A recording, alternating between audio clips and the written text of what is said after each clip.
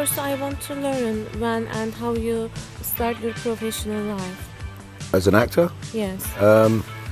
about 15 years ago, I was approached by an agent, and she said to me, "Do you ever think about being an actor?" And I was like, "No, I never ever wanted to be an actor. I wasn't interested. I owned nightclubs and restaurants all my life, and I decided to just give it a go." So there's a big soap on TV called EastEnders. I went for the audition, first audition, and got the job. And then it kind of, I fell in love with the industry straight away. I loved how it transpired, how the whole ethics of movie making, and I just completely fell in love with it. And I thought, they pick you up in the morning with a chauffeur, they take you to work, they feed you, they dress you, you deliver a performance, they take you home, and they give you a check at the end of it as well. So there's some money involved as well, and I thought, is it that easy? And I was instantly addicted, and then I decided from the first day on set that this is what I want to do for the rest of my life. So I sold all the businesses and thought, I'm going to give it a go, and thank God, here I am. You was born in London, I think. Yes, I was born in South East London. Yes, but your family are Cypriot. Yep, Cypriot, Turkish Cypriots. What kind of difficulties did you experience? As a kid growing up, Yes. a lot of hardship. We got really racially abused as kids because when we was growing up in the 70s, it was strong. You know, the racism and the abuse was really strong. And I remember, I think I came to Cyprus first time when I was about 11 or 12, and I thought when I come to Cyprus I'll be accepted for being a Cypriot. And it was just as bad, because then they were calling me English bitchy. So it was kind of confusing when I was growing up, but I'm not angry about it, because I'm not bitter about it, because it's made me the man who I am today. So it's made me a stronger person. And how many films did you act during these years? Have I done in this year?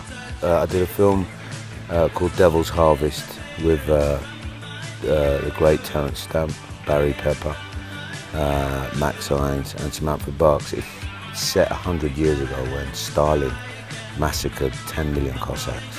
It's true historical events, and I played Stalin's alter ego. I played the one that was driving all the misery. We did that at the beginning of the year, and then I signed for 24, so I'm shooting 24 at the moment, this series 24. My favorite one is the Football Factory. Oh. Which one your favorite film? So you like violence?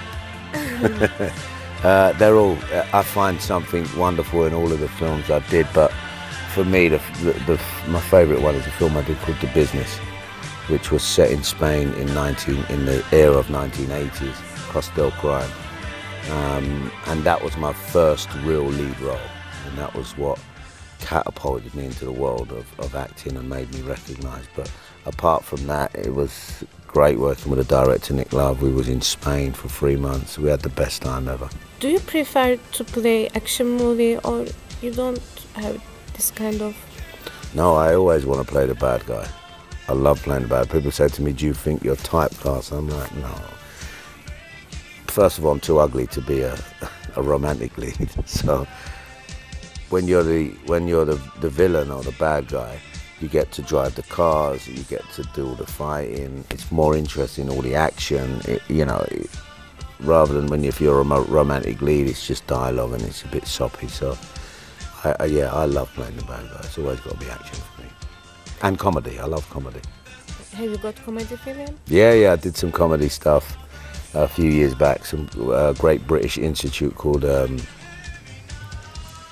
Comic Strip, which is a very famous brand of comedy films, and I took a lead role in one of those a few years back. But even when I'm playing the bad guy, I try and make my audience laugh.